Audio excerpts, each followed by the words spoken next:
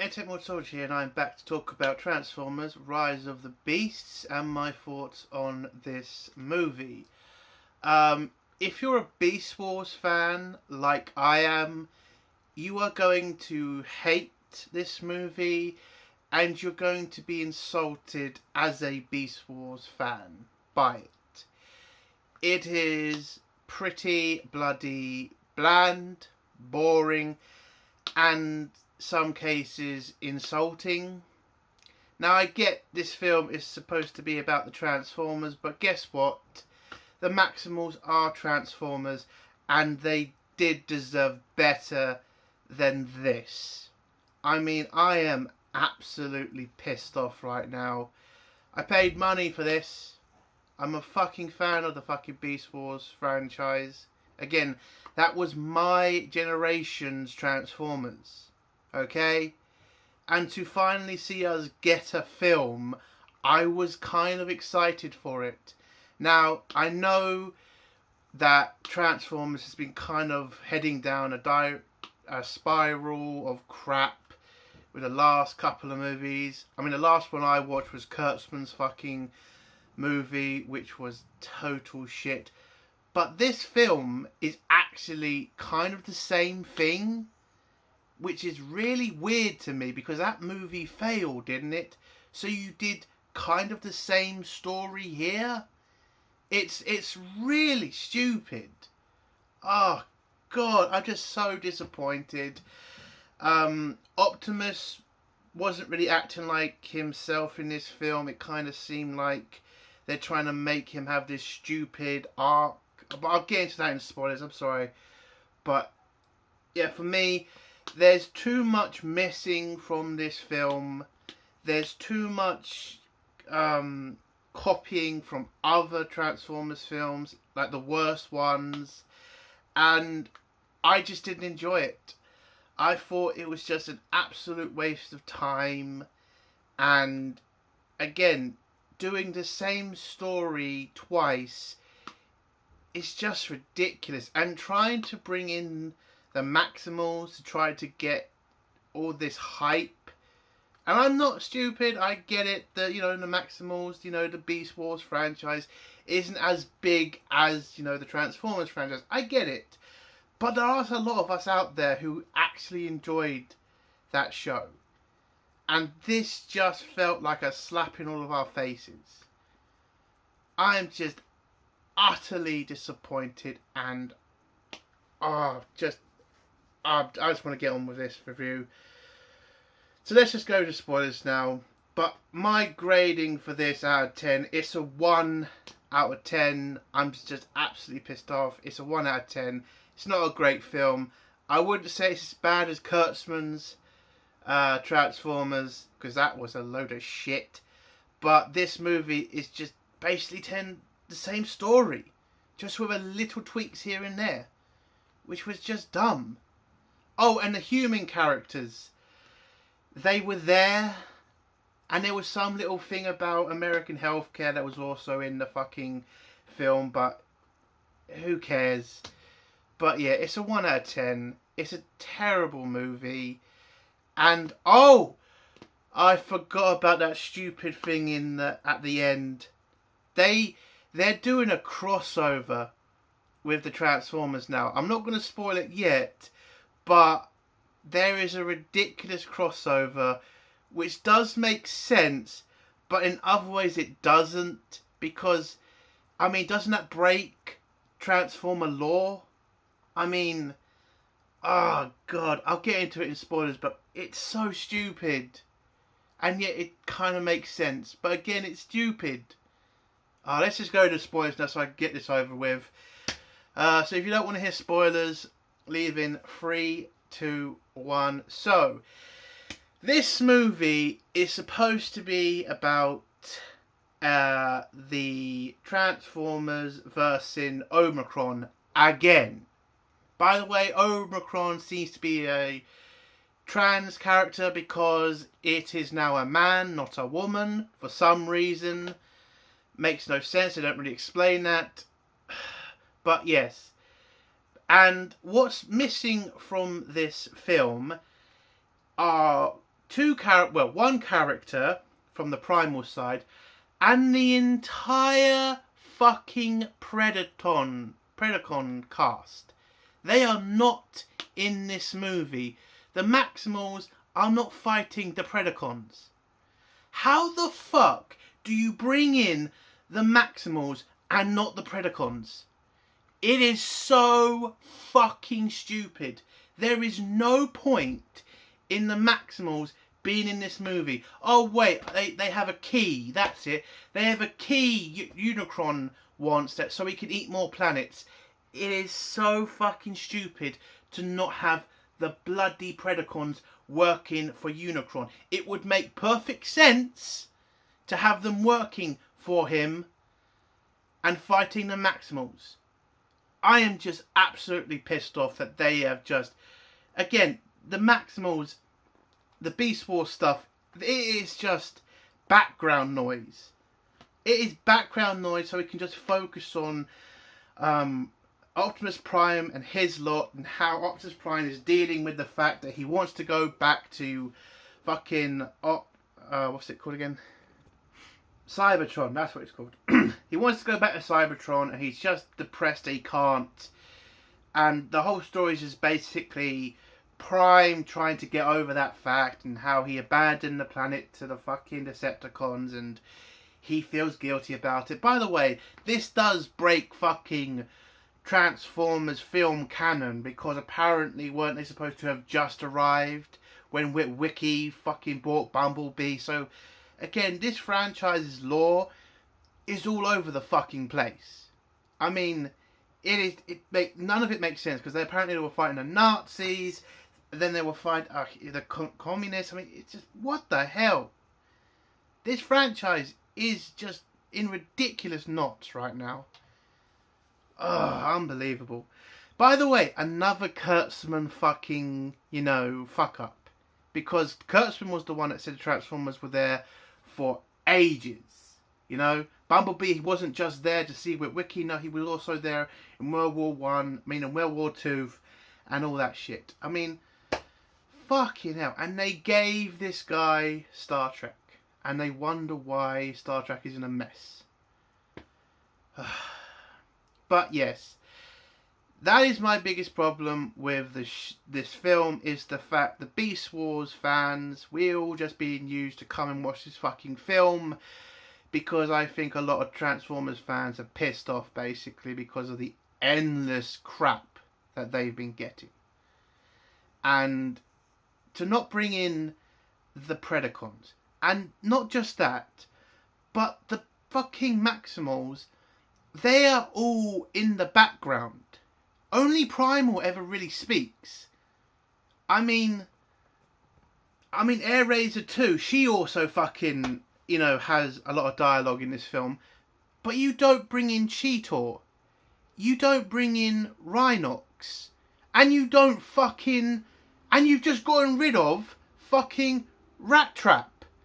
Rat Trap, who would have fit perfectly in this movie, since it was a movie set in fucking New York. The fucking rat had a very strong Brooklyn accent. It would have made sense because he was a fucking rat. Oh my god. Oh my god. I am so fucking pissed. I am so fucking pissed off at this film.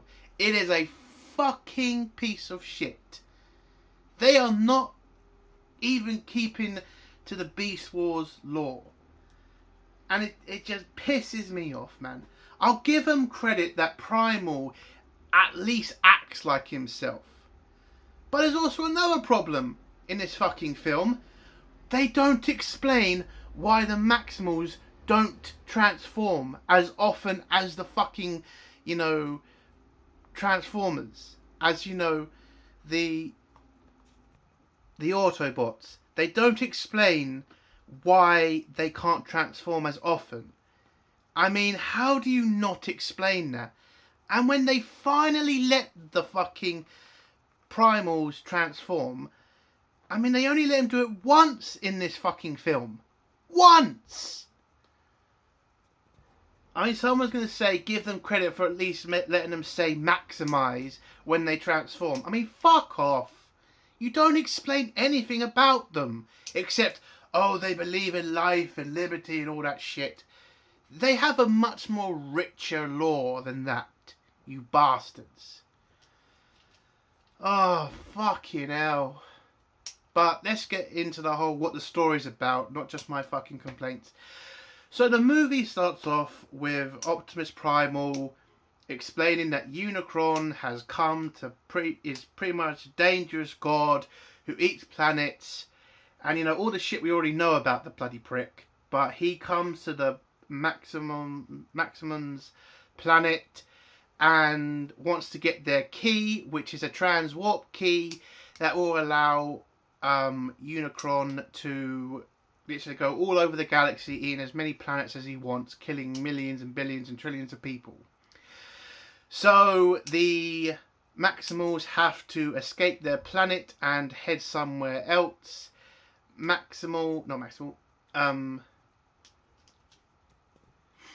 Optimus Primal gets promoted to leader by Abe Link to protect the transwarp key, whilst he holds off Omicron's mightiest assassin, which was Scourge, and Scourge pretty much wipes the floor with Abe Link, but Abe Link's able to tell Scourge that he's lost the battle because they've managed to get the key off the planet. So Unicron is now stuck in the universe he's in, which is going to hopefully starve him to death or something. Oh, you know how I mentioned the Predacons are not in this film? They get one little cameo, and that's on Scourge's left arm, where you can see the Predacons symbol. That's all we get for the Predacons. Their fucking symbol on his left arm. Fuck you. Anyway, so the Maximals get away and they head to Earth, and now they're gonna hide out on Earth from fucking Unicron, while Scourge is then sent on a hunt to go find the key and bring it to Omicron so he can start eating as many planets as he likes.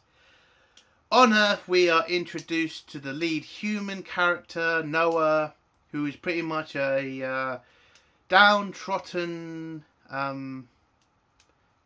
teenager, kid, whatever, like a 24-year-old who served in the military, now looks after his mum and his brother.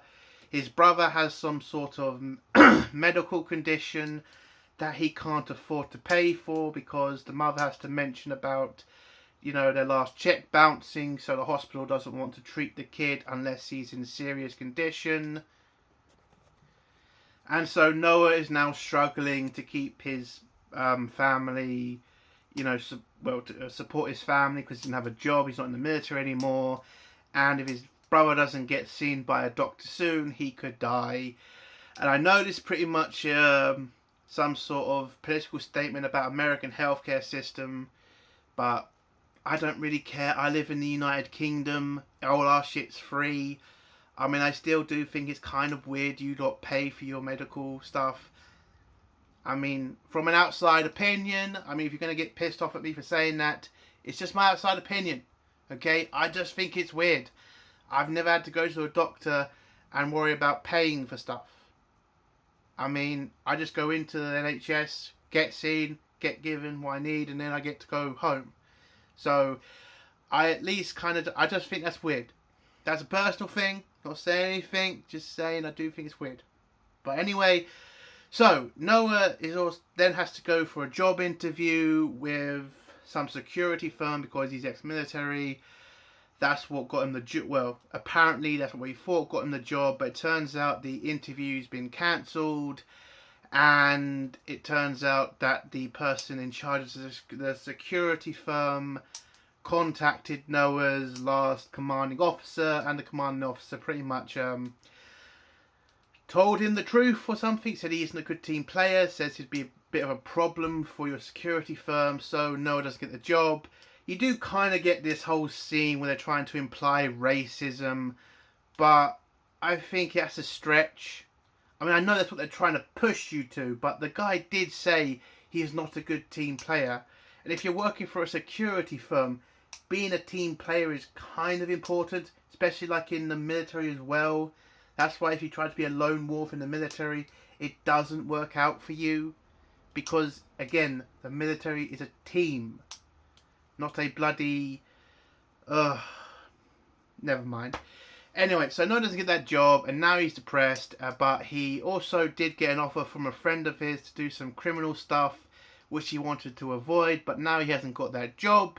He now needs to go with his friend to do a heist, or steal a car, basically. We're also introduced to Elena, who is a young woman who works in a museum, who literally does all the work for a white woman, and that's her character basically. She's an expert on ancient stuff, and she's very good at the job. They get this weird eagle statue that they think's Egyptian, but she manages to figure out that it's not Egyptian. It might be from Paraguay or something, some other culture. So she stays behind to deal with the research on the eagle statue, while her boss, the white woman, gets to go to a party. And listen, we all know what's fucking happening here. I mean, let's be fucking honest. I'm not going to say it, but you all know what the hell that scene was about. And I'm just going to say, it's called life. You think that's only one way, right? Because, again, have I been in jobs where I've had to do work for my boss, whilst my boss went off to have fun? It's called life. That's not racism, that's actual life. It's shit, but, again, it's life. Fucking hell. Anyway, so yeah, she stays behind and figures out, well, turns on this machine that's apparently supposed to be from the 90s, but kind of looks more late 2010s. But yeah, she turns on the device. The device then starts to crack the eagle statue, and then the eagle statue falls apart. And it turns out it is the transwarp key that was inside this eagle. And this then activates the key and sends a signal up in the sky that only the Autobots and other Transformer kind of beings can see. Humans can't see any of this. And so Optimus Prime sends out a general, order to all the Transformers to meet up so that they can discuss what to do about this, because this could be a way home for Optimus and the Autobots so that they can save Cybertron. And then we head back to Noah, who's gone in to steal a car, a Porsche. When he gets in the parking lot, he goes to the Porsche, he unlocks it, he gets inside of it, and then he starts to have second thoughts about what he's doing, because again, he is stealing, and if he does get caught, this could ruin his life. But before he can, he does back out of it, and the guy who was there to help him steal the car, he says, you shouldn't have, you had an opportunity to back out of this when I offered you the sweets, but you're already there now, you might as well steal the car. But Noah says no. But before he can get out of the car, Optimus's signal gets to the Porsche. The Porsche then starts up its engine and then races out of the parking lot. We then get this weird chase scene with the Porsche and the New York police. And then we get this cringeworthy scene in some abandoned yard place where we find out the car's name is Mirage. And Mirage and Noah have this kind of stupid fucking conversation with each other. And Mirage is really desperate to be Noah's friend for some reason. And then Optimus and the Autobots get there, Again, Bumblebee still has not fixed his voice. Again, that still pisses me off. That still pissed me off after the second fucking film. The fact Bumblebee did fix his voice in the last scene of the first movie, but anyway, all the Autobots get there. Optimus is pissed at Mirage for bringing Noah to the fucking meeting. So, because again, as I said before, Optimus is kind of having a crisis. He doesn't trust the humans. He doesn't want to work with the humans. He wants to just get back to Cybertron. And again, this guy is just really different from his character from the first Transformers. And I know people are going to say it's development. Yeah, but this kind of seemed a lot more weirder to me, personally. So, I wasn't really happy with it. I kind of think Optimus wouldn't have been that cold-hearted to the humans. I think he'd understand them. Maybe it would have made sense if he kind of said, I don't want to put the humans in any danger. This kind of seemed like he just didn't trust them. I know Bumblebee did have his experiences with the humans, but come on. Optimus Prime would probably have understood some of it. Especially after he finds out the humans started to work with Bumblebee to help. Anyway, that's a different story. So, they decide to head off to the museum to go steal this key so they can take it and use it to get back home. Mirage has to remind Prime that they're too big to get through the doors, so they're going to need somebody to go into the museum and grab it. So he volunteers Noah. Noah says at first no, but then when Mirage promises to sell himself to get him some money, Noah agrees, and they head off to the museum to go steal the key, basically. So they get to the museum where Mirage turns himself into a dump truck. Not a dump truck. A bin truck. Yeah, a bin truck. They get through security. They get to the museum. Noah heads in to the museum to try to steal the key, but bumps into Elena. Elena freaks out, and then Then Noah tries to calm her down. At this same point, Scourge then arrives on Earth with his team, and we then get this fight between the Autobots and Scourge and his group, where Scourge pretty much wipes the floor with the Autobots. And then the stupidest scene, well, one of the stupidest scenes in this movie, they kill off Bumblebee for some reason. Which makes no sense because we all fucking know he's not dead. I am getting kind of sick of these fucking fake outs of like characters dying. We all knew Bumblebee wasn't dead. You don't even need to be a fucking rocket scientist to know that. In the fucking trailer, they pretty much reveal Bumblebee's going to be in another couple of scenes.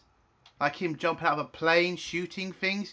If you're going to do some stupid scene like that, I mean, it's just stupid. Okay, it's just bloody stupid because we all know Bumblebee is not really dead. So, Scourge pretty much wipes the floor with the fucking Autobots, grabs the key, because Elena and Noah get out of the museum because Scourge sent some of his little robots in there to go get the key, but they managed to get out. But Noah and Elena get out of the museum in time, but they then get a bomb gets thrown near Elena and Noah. It knocks them both over and out, and then Scourge just grabs the key and heads off and thinks that he's won. Oh, he actually runs because Airazor arrives and she pretty much fires some fucking flame thing, and they just see that as like it might be too much for them, so they run off with the key and they think the job's done, basically. And so the Autobots retreat with Airazor, and Scourge then sends a message to Omicron that he has the key, but this pisses off Omicron because Unicron, not Omicron, Umicron, because it's only half the key, and Scourge didn't realise that. So yes, it turns out he needs to go back to Earth and find the other part of the key.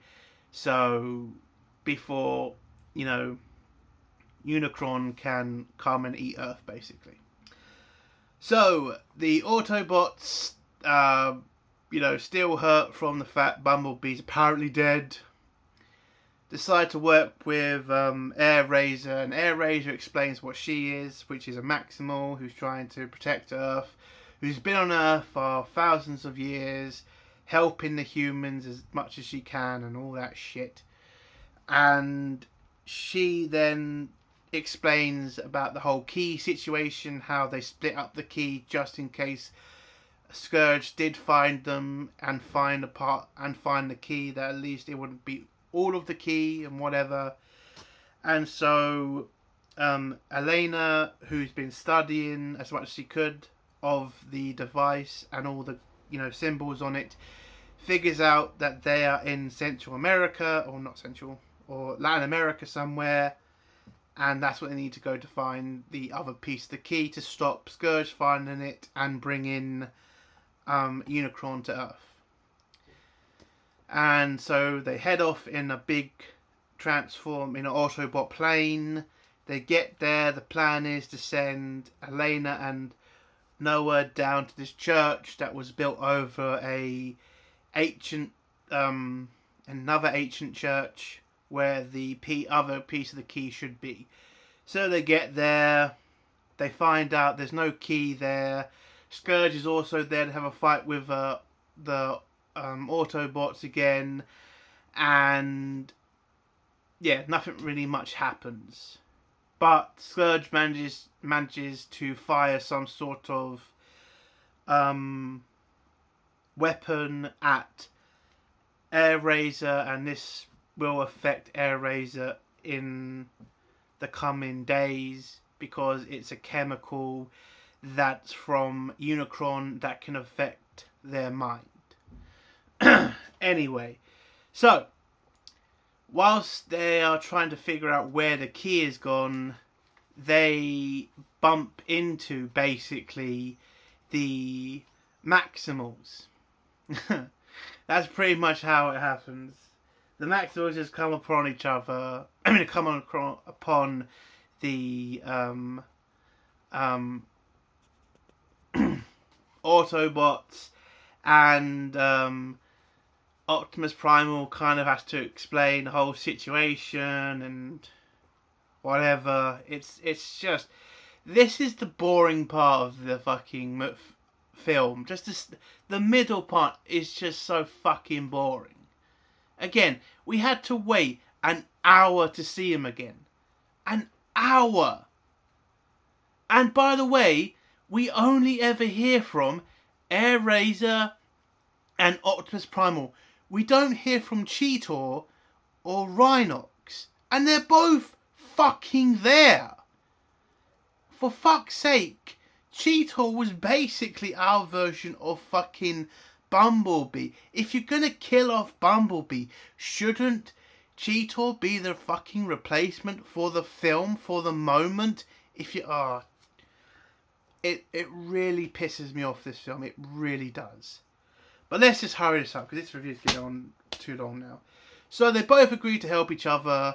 Optimus Primal tells the backstory about them. They've been helping humans, but I don't want to take too much credit for the human beings, because, again, that would be racist, apparently. They figure out what's happening, and, they tell...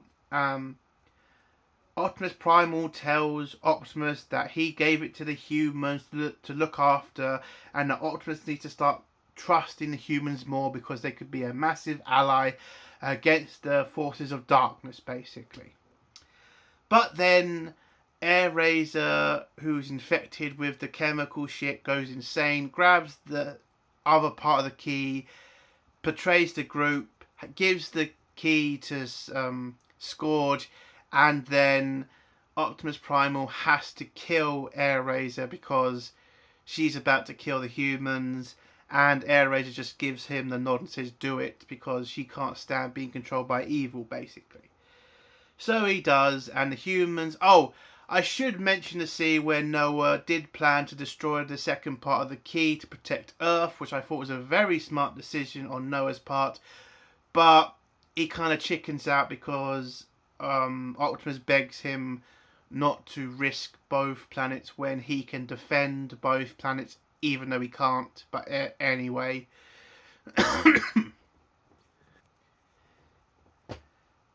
But anyway, he doesn't destroy the second part of the key, putting humanity at serious risk, by the way. And then Airazor came in, grabbed the key, and then gave it to Scourge and put humanity in dangerous risk. What a dumb scene to have. Again, no, why did you not just do the right thing and blow up the key?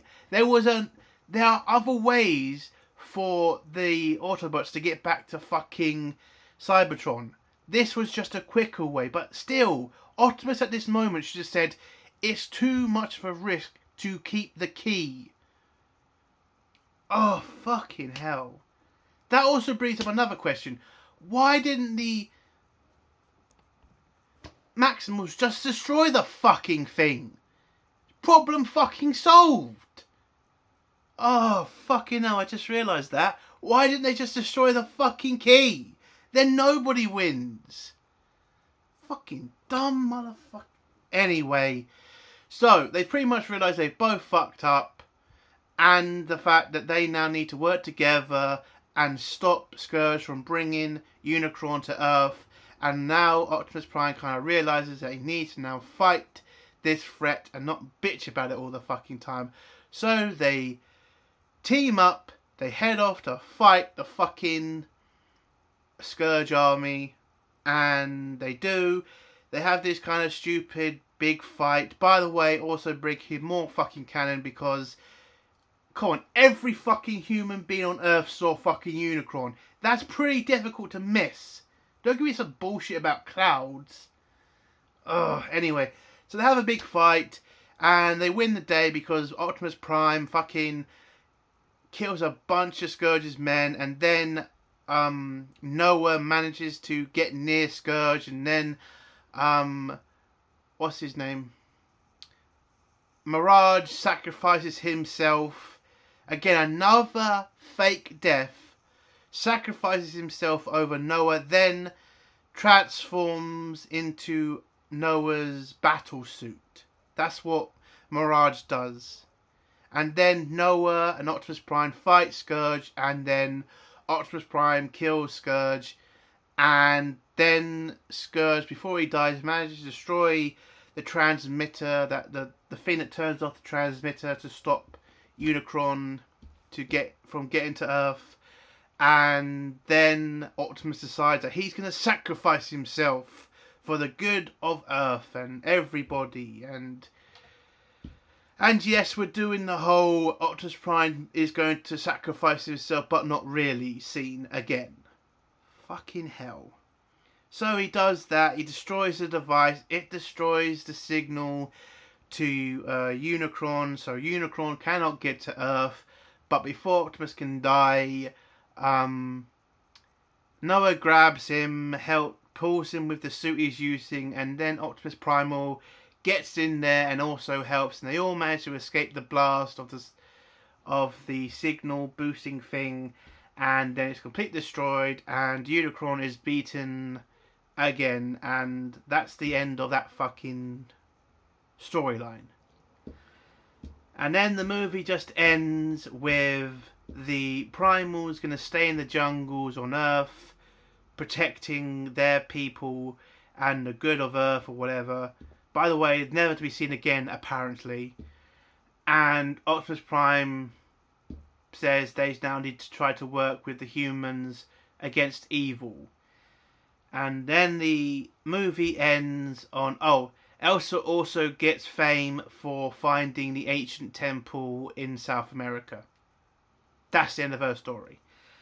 And Noah then goes for a job interview where we get the ridiculous crossover because he starts to be interviewed by a blatant government agent who then reveals that he's not from Section 7, which I thought he was, because I thought this was going to be the whole Section 7 thing from the first one.